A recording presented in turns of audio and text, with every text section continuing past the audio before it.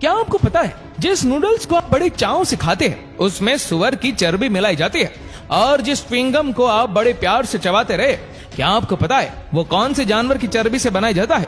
दोस्तों, आज हम आपको जो जानकारी देने वाले हैं उस जानकारी को सुनने के बाद आपके होश पूरी तरह से उड़ जाएंगे। आज हम आपको फैक्ट्री के अंदर सुअर की चर्बी से बनने वाले सभी प्रोडक्ट्स साफ साफ सुअर की चर्बी से बनते दिखाएंगे। दोस्तों, सुअर की चर्बी से बनने वाले ऐसे प्रोडक्ट्स हैं जो आज आपकी डेली रूटीन टाइप में शामिल हो चुके हैं, और साथ ही ये भी बताएंगे कि सुअर की चर्बी किस प्रोडक्ट में पाई जाती है और किस प्रोडक्ट में नहीं। इसकी पहचान का तरीका भी बताएंगे।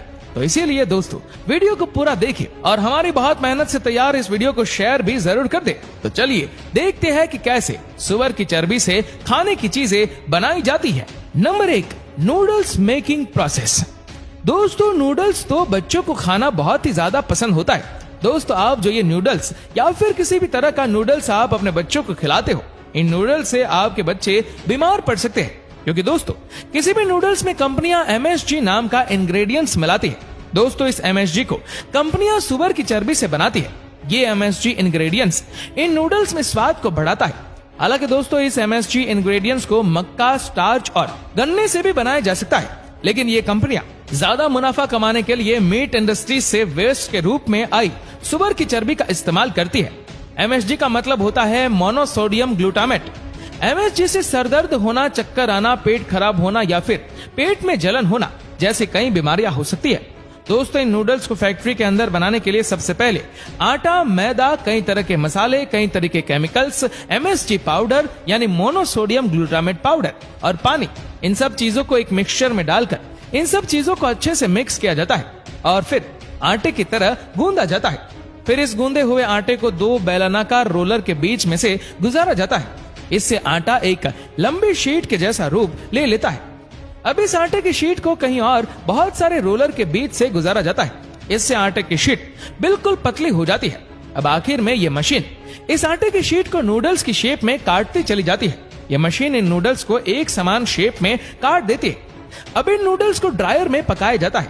यहाँ पर ये नूडल्स 80% कुक हो जाते हैं और बाकी के 20% आप अपने घर पर कुक कर ही लेते हैं। अब ड्रायर में ही नूडल्स पकने के बाद नूडल्स को एक और कटर मशीन की मदद से छोटे छोटे नूडल्स के रूप में काट लिया जाता है। अब इन नूडल्स को पन्ने में पैक करके मार्केट में भेज दिया जाता है। ऐसे फैक्ट्री में नूडल्स को तैयार किया जाता है। Number 2, Kurkure making process.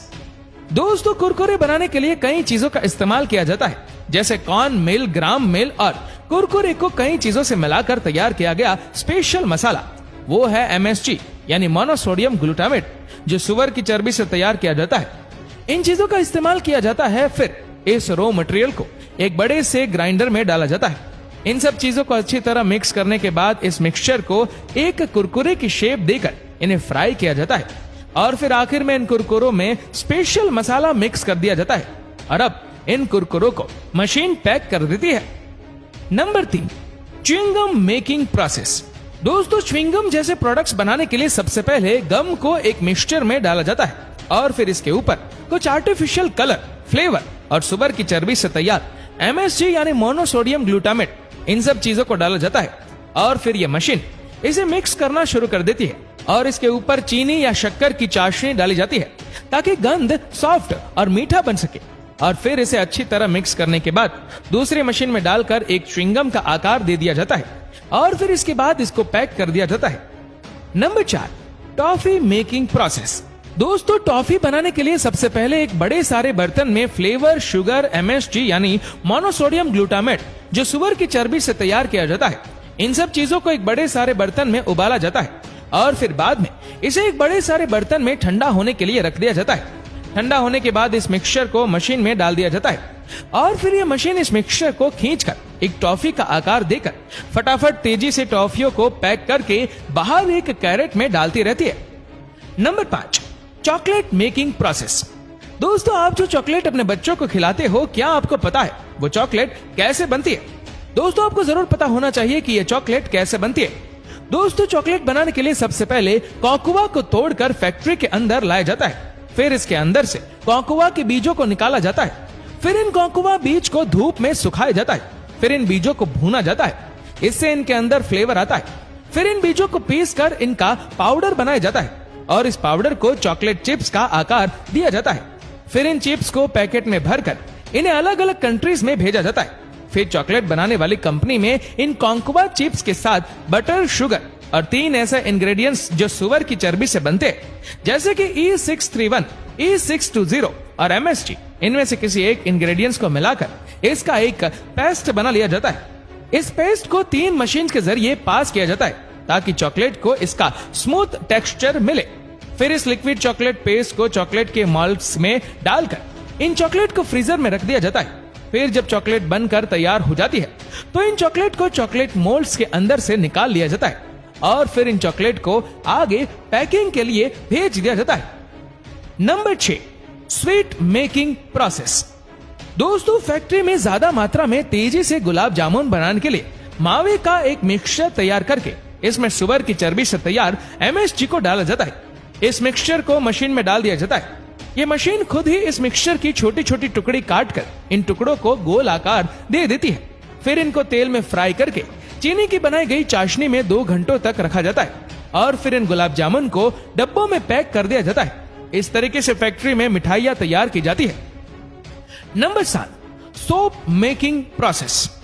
दोस्तों, नहाने का साबुन बनाने के लिए सबसे पहले ग्लिसरीन, फैटी एसिड और सुअर की चर्बी से तैयार MSG जैसे ही इंग्रेडिएंट्स को एक साथ मिलाकर इनका एक बारीक पाउडर बना लेते हैं। उसके बाद इस पाउडर को मशीन में डाल देते हैं।